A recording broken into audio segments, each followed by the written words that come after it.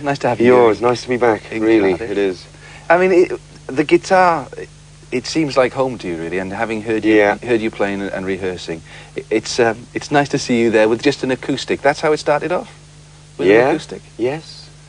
In Orbit Street in Roath in Cardiff, we had a beat-up old acoustic that had been there like all the time. I suppose it was my father's. He got it from somewhere, but he didn't play it much. So my elder brother Jeff started playing it, and then... Was any good?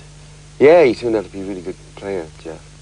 And I was behind him all the time learning this stuff, and gradually he went more sort of jazzy or something, and I went more to the rock and roll thing. So what sort of music? It was always an acoustic guitar. What sort of music would you have listened to then? Because it's definitely country, isn't it? It's sort of like Welsh coast. Yeah. But you know, there's definitely American strains right from the very beginning. What sort of music would you have listened to? Who, me? Or yeah, me. Well, Radio Luxembourg, all the stuff that came over there. That's where we used to hear rock and roll. Because just the charts, stuff that was in the American charts, you wouldn't hear it on BBC so much. I don't think they were aware of it so much. But Radio Luxembourg, Jack Jackson Show, and all this stuff. And we used to hear the Everly Brothers and all that. That got me straight away. The Everlys. Their acoustic guitar stuff. And also harmonies are very important. And those harmonies, yeah. Well, I worked with the Everly Brothers. I produced 2 albums for them when they got back together in 1984 or something, and that was like the highlight of my career. I mean, for me, my personal little buzz was because the Everly Brothers, there's something pretty special for me, you know. Is it hard building a relationship then? Because they're going to turn around and look to you to make the decision. Is that hard having grown up on them? To say, well, I think you're playing that wrong, Phil, you know. Sort of Don, can you change that harmony? No, the singing you leave to them, because they sort it out. They look at each other while they're singing, which is about the only time they do look at each other, come to think. Although they're friends now, they get back together, you know. But their eye contact, especially Phil, he's watching Don, and when it comes to harmonies, you leave it to them, you know. And it's, a lot of it was just sitting in the control room, just listening to this amazing sound of the Everly Brothers back together and singing, you know. So did you get to pick up any tricks from them? Yeah, Don is actually... some of the stories of the old records, you know, none of this multi-track stuff. They'd rehearsed, remember you told me, Wake Up Little Susie, they rehearsed for 2 days. They had Floyd Kramer and Chet Atkins and God knows who else in the studio. And Don was playing acoustic guitar. Right. Which is very much featured on their first 2 singles, their Bye Bye Love and Wake Up Little Susie. Yeah. So he's actually playing an important part of the, of the record live while he's singing. It's like that Bye Bye Love, it's like that, you know.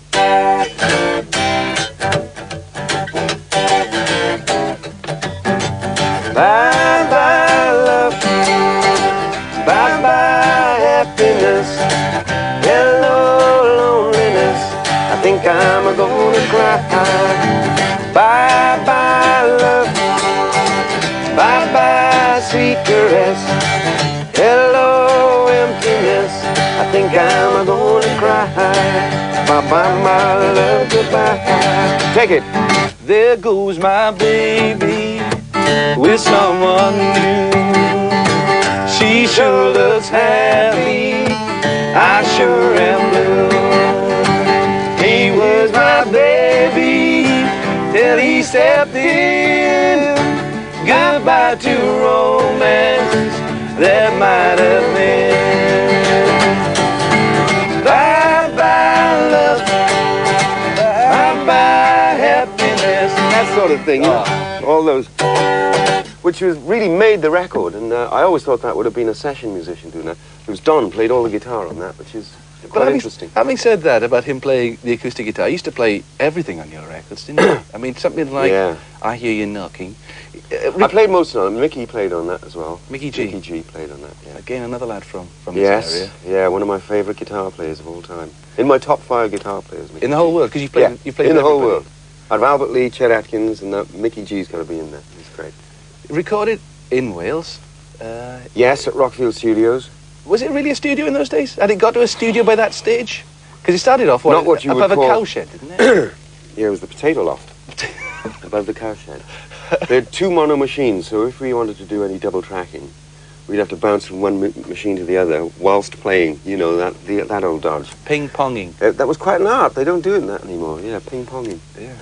The thing is, though, you learn your trade that way, don't you? I mean, if you can't do it on 24 track after you've had 2 mono machines, then you're never going to learn, are you? You know, so at least you learn your trade. Something like I Hear You Knocking, Because again, it's a song written by somebody else. It doesn't sound like the original, although it's got those echoes back to it. How did you start it? I got the idea from Wilbert Harrison did a record called Let's Work Together, which I wanted to cover, which was a great record, and Canned Heat beat me to it, and they had a hit with it. Then I had I Hear You Knocking, which is the Smiley Lewis thing, and musically it's exactly the same format as Let's Work Together, so I thought, okay, I'll put that one in. I'll do this instead. Things happen by accident, see. And guitar-wise, can I pinch it? Because I'd like to get it in my repertoire. Oh, I got this thing where I get a kind of percussion going. So you bang the strings with your hand as well as... Yeah. So it's note bang, and then...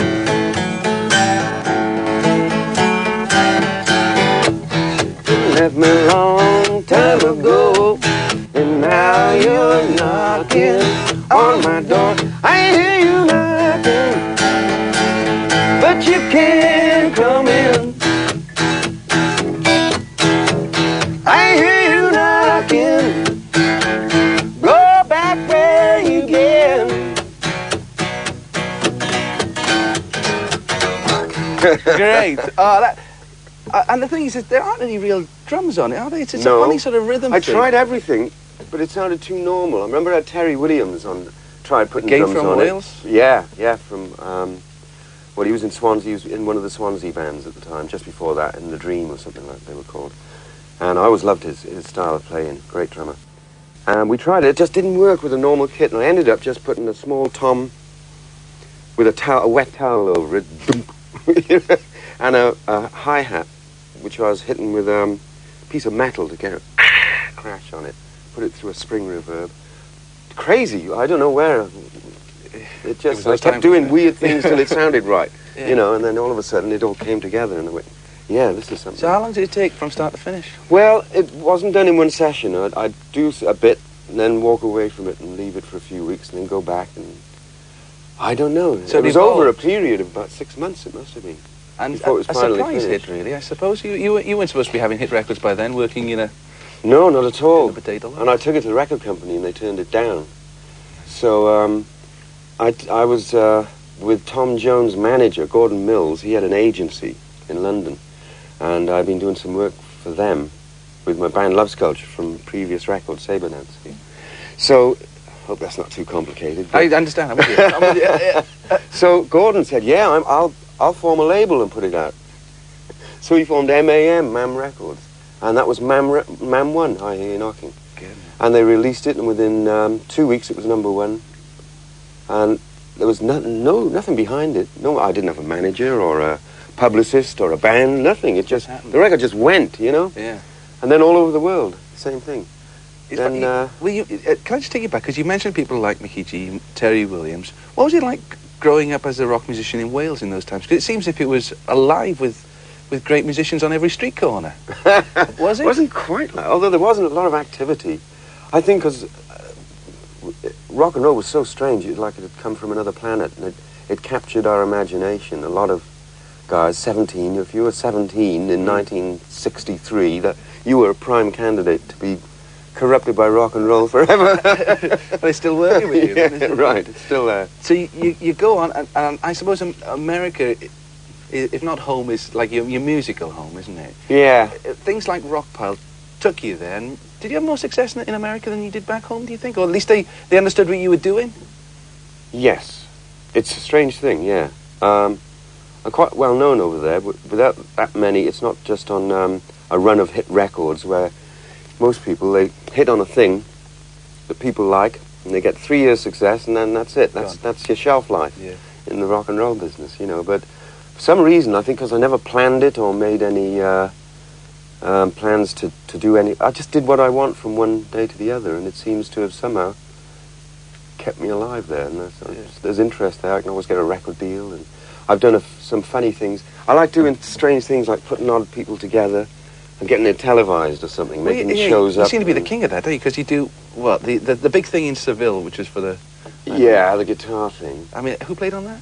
Oh, God, we had Albert... On my night, everyone had a different night. Right. There was like 5 nights, and I was MD and an artist for one of the nights. And we had Robert Cray, Albert Collins, Steve Cropper had in the band, who I'm a big fan of Steve Cropper. And you'd ring these guys up and say, fancy a gig in Seville, boys? Yeah. Well, I didn't put that together. I was hired to do it, and someone else. The first one I did, which I did put together for HBO, was the Carl Perkins reunion. Oh, yeah. And I knew George Harrison because I was living in Henley near him and got to know him. And through him, Eric said he'd do it. So Eric and then Ringo came along. Then I got two guys from the Stray Cats to get that authentic rockabilly stuff for Carl. Yeah. And we hardly rehearsed it. We just wrote out a set list. And we went in and did it, and it was magic. You know? But everybody knows the songs, don't they? Yeah. They've been brought. Everyone knew all the mistakes and that were on the record. Even. Talking about mistakes, you know, I read somewhere, was it Queen of Hearts, which was a which was a hit for you, a small hit here. And it was top 10 hit. Yeah. Top 10. Yeah. But not in America, where it should have been, because it's like it wasn't natural. released as a single. I begged the record company to put it out, and they, I don't know, maybe my message didn't get through or something. Then someone else went and. There was a funny thing that happened. I was just looking at this board where there's an acoustic guitar riff that came about by accident, where it goes, "Swim with the Queen of Hearts," which kind of a hook, effective thing. That happened. This was actually all the way through it. But when I was mixing it, I brought in all the instruments one by one, and I came to the acoustic guitar, and at a certain point in the song, totally by accident, I hit the buttons to bring them in, and it kept playing with the Queen of Hearts, knowing it ain't really smart.